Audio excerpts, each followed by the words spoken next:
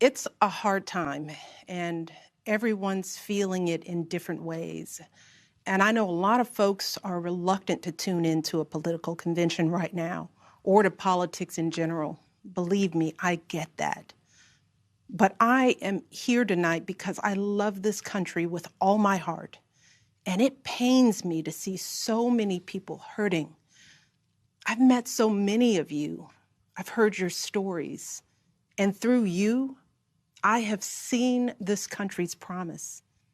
And thanks to so many who came before me, thanks to their toil and sweat and blood, I've been able to live that promise myself. That's the story of America. All those folks who sacrificed and overcame so much in their own times because they wanted something more, something better for their kids. There's a lot of beauty in that story. There's a lot of pain in it too. A lot of struggle and injustice and work left to do. And who we choose as our president in this election will determine whether or not we honor that struggle and chip away at that injustice and keep alive the very possibility of finishing that work. I am one of a handful of people living today who have seen firsthand the immense weight and awesome power of the presidency. And let me once again tell you this: the job is hard. It requires clear-headed judgment, a mastery of complex and competing issues, a devotion to facts and history, a moral compass, and an ability to listen, and an abiding belief that each of the 330 million lives in this country has meaning and worth. A president's words have the power to move markets. They can start wars or broker peace. They can summon our better angels or awaken our worst instincts. You simply cannot fake your way through this job. As I've said before, being president doesn't change who you are. It reveals who you are. Well, a presidential election can reveal who we are too. And 4 years ago, too many people chose to believe that their votes didn't matter. Maybe they were fed up. Maybe they thought the outcome wouldn't be close. Maybe the barriers felt too steep, whatever the reason. In the end, those choices sent someone to the Oval Office who lost the national popular vote by nearly 3 million votes. In one of the states that determined the outcome, the winning margin averaged out to just 2 votes per precinct. 2 votes. And we've all been living with the consequences. When my husband left office with Joe Biden at his side, we had a record-breaking stretch of job creation. We'd secured the right to health care for 20 million people. We were respected around the world, rallying our allies to confront climate change. And our leaders had worked hand in hand with scientists to help prevent an Ebola outbreak from becoming a global pandemic. 4 years later, the state of this nation is very different. More than 150,000 people have died, and our economy is in shambles because of a virus that this president downplayed for too long. It has left millions of people jobless. Too many have lost their health care. Too many are struggling to take care of basic necessities like food and rent. Too many communities have been left in the lurch to grapple with whether and how to open our schools safely. Internationally, we've turned our back, not just on agreements forged by my husband, but on alliances championed by presidents like Reagan and Eisenhower. And here at home, as George Floyd, Breonna Taylor, and a never-ending list of innocent people of color continue to be murdered, stating the simple fact that a Black life matters is still met with derision from the nation's highest office. Because whenever we look to this White House for some leadership or consolation or any semblance of steadiness, what we get instead is chaos, division, and a total and utter lack of empathy. Empathy. That's something I've been thinking a lot about lately. The ability to walk in someone else's shoes. The recognition that someone else's experience has value too. Most of us practice this without a second thought. If we see someone suffering or struggling, we don't stand in judgment, we reach out. Because there, but for the grace of God, go I. It is not a hard concept to grasp. It's what we teach our children. And like so many of you, Barack and I have tried our best to instill in our girls a strong moral foundation to carry forward the values that our parents and grandparents poured into us. But right now, kids in this country are seeing what happens when we stop requiring empathy of one another. They're looking around wondering if we've been lying to them this whole time about who we are and what we truly value. They see people shouting in grocery stores, unwilling to wear a mask to keep us all safe. They see people calling the police on folks minding their own business just because of the color of their skin. They see an entitlement that says only certain people belong here. That greed is good and winning is everything, because as long as you come out on top, it doesn't matter what happens to everyone else. And they see what happens when that lack of empathy is ginned up into outright disdain. They see our leaders labeling fellow citizens enemies of the state while emboldening torch-bearing white supremacists. They watch in horror as children are torn from their families and thrown into cages, and pepper spray and rubber bullets are used on peaceful protesters for a photo op. Sadly, this is the America that is on display for the next generation. A nation that's underperforming not simply on matters of policy, but on matters of character. And that's not just disappointing, it's downright infuriating. Because I know the goodness and the grace that is out there in households and neighborhoods all across this nation. And I know that regardless of our race, age, religion, or politics, when we close out the noise and the fear and truly open our hearts, we know that what's going on in this country is just not right. This is not who we want to be.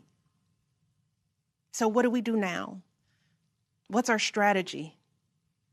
Over the past 4 years, a lot of people have asked me, when others are going so low, does going high still really work? My answer, going high is the only thing that works. Because when we go low, when we use those same tactics of degrading and dehumanizing others, we just become part of the ugly noise that's drowning out everything else. We degrade ourselves. We degrade the very causes for which we fight. But let's be clear. Going high does not mean putting on a smile and saying nice things when confronted by viciousness and cruelty. Going high means taking the harder path. It means scraping and clawing our way to that mountaintop. Going high means standing fierce against hatred while remembering that we are one nation under God. And if we want to survive, we've got to find a way to live together and work together across our differences. And going high means unlocking the shackles of lies and mistrust with the only thing that can truly set us free, the cold, hard truth. So let me be as honest and clear as I possibly can. Donald Trump is the wrong president for our country. He has had more than enough time to prove that he can do the job, but he is clearly in over his head. He cannot meet this moment. He simply cannot be who we need him to be for us. It is what it is. Now, I understand that my message won't be heard by some people. We live in a nation that is deeply divided, and I am a Black woman speaking at the Democratic Convention. But enough of you know me by now. You know that I tell you exactly what I'm feeling. You know I hate politics, but you also know that I care about this nation. You know how much I care about all of our children.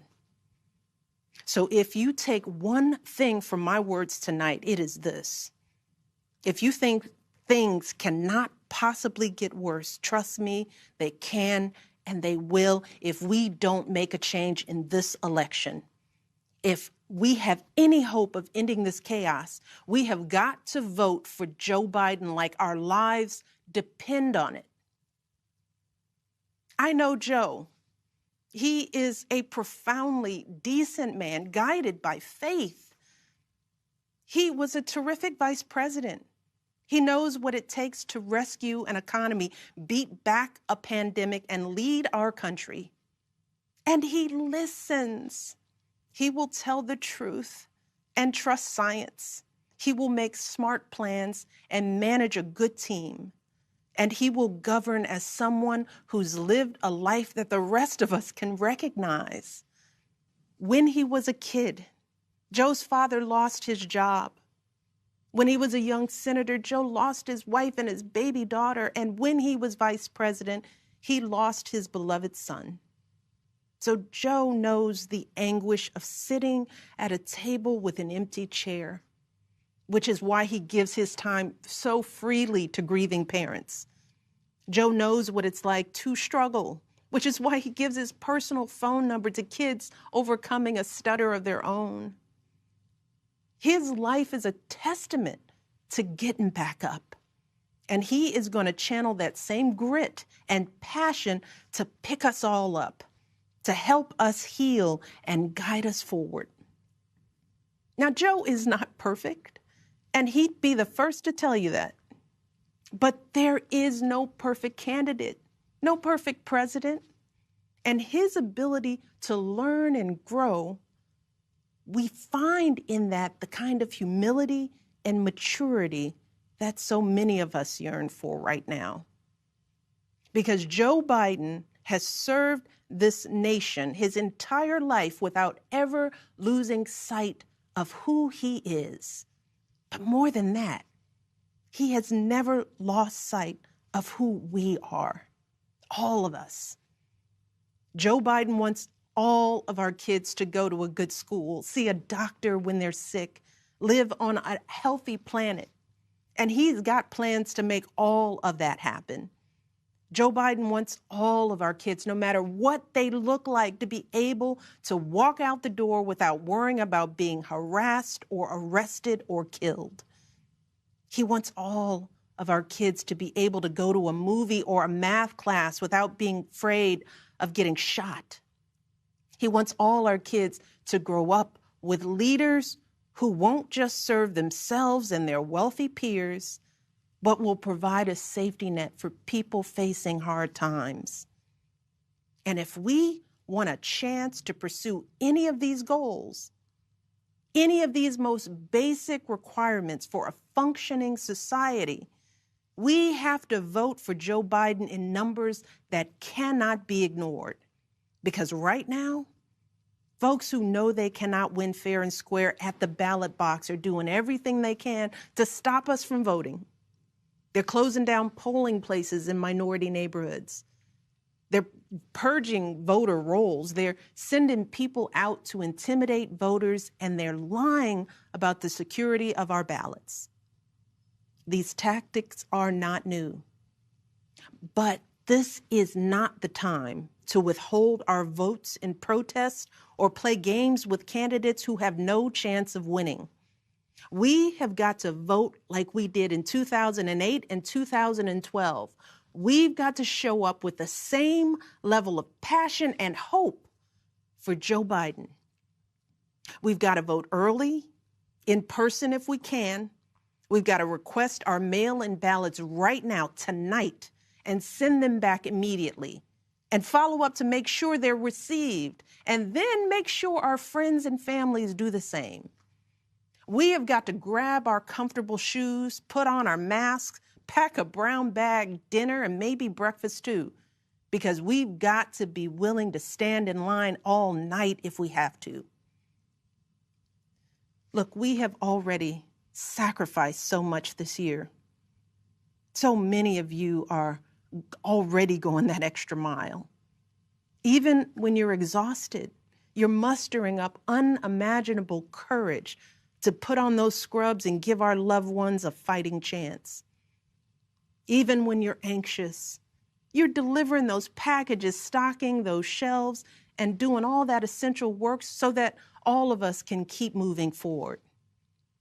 Even when it all feels so overwhelming, working parents are somehow piecing it all together without childcare. Teachers are getting creative so that our kids can still learn and grow. Our young people are desperately fighting to pursue their dreams. And when the horrors of systemic racism shook our country and our consciences, millions of Americans of every age, every background rose up to march for each other, crying out for justice and progress. This is who we still are. Compassionate, resilient, decent people whose fortunes are bound up with one another. And it is well past time for our leaders to once again reflect our truth. So it is up to us to add our voices and our votes to the chorus of history, echoing heroes like John Lewis, who said, "When you see something that is not right, you must say something. You must do something." That is the truest form of empathy. Not just feeling, but doing. Not just for ourselves or our kids, but for everyone, for all our kids. And if we want to keep the possibility of progress alive in our time, if we want to be able to look our children in the eye after this election, we have got to reassert our place in American history. And we have got to do everything we can to elect my friend Joe Biden as the next president of the United States. Thank you all. God bless.